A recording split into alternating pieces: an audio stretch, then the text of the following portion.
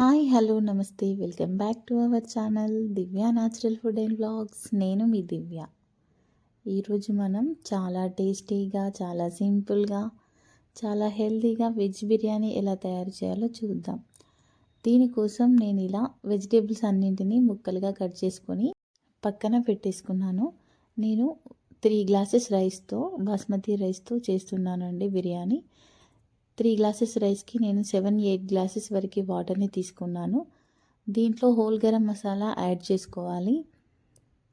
ఇలా మసాలాలన్నీ యాడ్ చేసుకున్నాక తర్వాత మనం కొద్దిగా సాల్ట్ని కూడా యాడ్ చేసుకోవాలి. 1 స్పూన్ సాల్ట్ వేసుకొని 2 పచ్చిమిర్చిని పొడవుగా కట్ చేసుకొని వేసుకోవాలి. ఆ తర్వాత కొద్దిగా పుదీనాని వేసుకొని మనం గ్యాస్పై పెట్టుకొని అది బాగా మరగనివ్వాలి. ఇప్పుడు మనం కట్ చేసుకున్న వెజిటేబుల్స్ అన్నింటినీ ఇలా ఒక గిన్నెలో యాడ్ చేసుకోవాలి. నేను క్యాలీఫ్లవర్, ఆలు, క్యారెట్, టమాటో, పచ్చిమిర్చి, ఉల్లిపాయ, ఇంకా కొత్తిమీర, కరివేపాకు, పుదీనాని కూడా యాడ్ చేసుకున్నాను. ఆ తర్వాత గ్రీన్ పీస్ అండి, బఠానీని కూడా యాడ్ చేసుకున్నాను. దీంట్లోనే ఫ్రైడ్ ఆనియన్స్ని కూడా వేసుకోవాలి.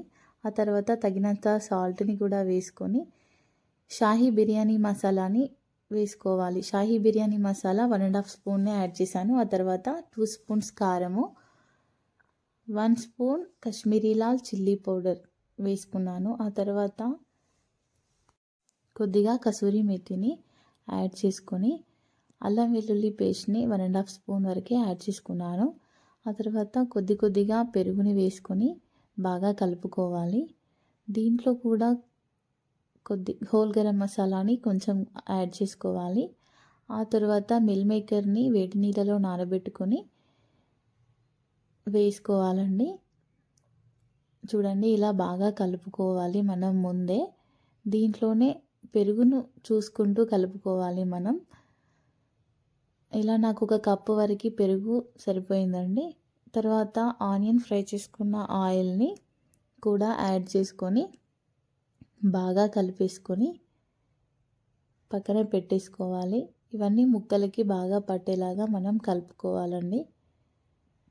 ఆ తర్వాత అరచెక్క నిమ్మరసాన్ని పిండుకొని మంచిగా కలుపుకోవాలి. అంతే అండి, చాలా సింపుల్గా మనకి వెజ్ బిర్యానీ రెడీ అయిపోతుంది. ఇలా కలుపుకున్న దాన్ని మనం ఒక స్టవ్ మీద పెట్టుకొని చిన్నగా సిమ్లో పెట్టుకొని ఉడికించుకోవాలి. ఇప్పుడు వాటర్ అయితే మరిగిపోతున్నాయి కదండి, మనం ఈ బాస్మతి రైస్ని యాడ్ చేసుకుందాం. దీంట్లో బాస్మతి రైస్ని యాడ్ చేసుకొని మంచిగా కలుపుకోవాలి. మీరు కావాలంటే రైస్ కలర్ మారకుండా ఉండడానికి కొద్దిగా నిమ్మరసంని యాడ్ చేసుకోవచ్చు. చూడండి, ఇలా నేను రైస్ని యాడ్ చేసుకొని ఒకసారి కలుపుకొని ఉడికించుకున్నాను. ఆ తర్వాత కలిపి పెట్టుకున్న కూరగాయల ముక్కలను కూడా మరో స్టవ్ మీద పెట్టుకొని సిమ్లో పెట్టేసి ఇలా ఉడికించుకుంటున్నాను. ఇలా సన్న మంట మీద ఉడికించుకోవడం వల్ల బిర్యానీ అయితే పర్ఫెక్ట్గా వస్తుందండి. చూడండి, ఇలా కలుపుకుంటూ ఉడికించుకోవాలి. ఆ తర్వాత రైస్ని 80% వరకు కుక్ చేసుకోవాలి. చూడండి, రైస్ అయితే కుక్ అయిపోతుంది. ఇప్పుడు ఈ ఉడకబెట్టుకున్న రైస్ని మనం ఇలా ఒక మెతుకుని ఇలా అంటే మనకు పలుకు విప్పేలాగా అయ్యే వరకు మనం ఉడకబెట్టుకోవాలి. చూడండి, ఇప్పుడు పర్ఫెక్ట్గా ఉడికిపోయింది. దీన్ని మనం ఈ బిర్యానీ గిన్నెలోకి యాడ్ చేసుకుందాం. ఇలా రైస్ని పూర్తిగా వేసుకోవాలి. ఇట్లా జల్లి గరిటెతో వేసుకోవడం వల్ల వాటర్ అనేవి ఎక్కువగా పడకుండా వస్తాయండి.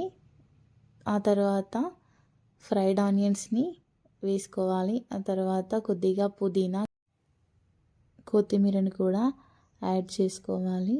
ఇలా వేసుకున్న తర్వాత మనం రైస్ ఉడకబెట్టుకున్న వాటర్ని కొద్దిగా యాడ్ చేసుకోవాలి.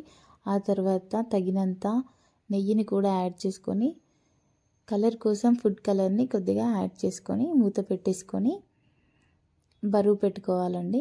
ఇలా బరువు పెట్టేసుకున్న తర్వాత కరెక్ట్ 25 మినిట్స్లో బిర్యానీ అయితే రెడీ అయిపోయింది నాకు. చాలా అంటే చాలా టేస్టీగా వచ్చింది. ఇది వేడివేడిగా ఉన్నప్పుడు నేను చూపిస్తున్నానండి. మీరు కొద్దిగా చల్లగా అయిన తర్వాత బిర్యానీని ఓపెన్ చేసి కలుపుకోండి. చూడండి ఎంత బాగా వచ్చిందో. వెజ్ బిర్యానీ అయితే చాలా టేస్టీగా వచ్చింది. మీరు నా ఛానల్ని కొత్తగా చూస్తున్నట్లయితే సబ్స్క్రైబ్ చేసుకోండి, లైక్ చేయండి, షేర్ చేయండి. Thank you for watching. Bye.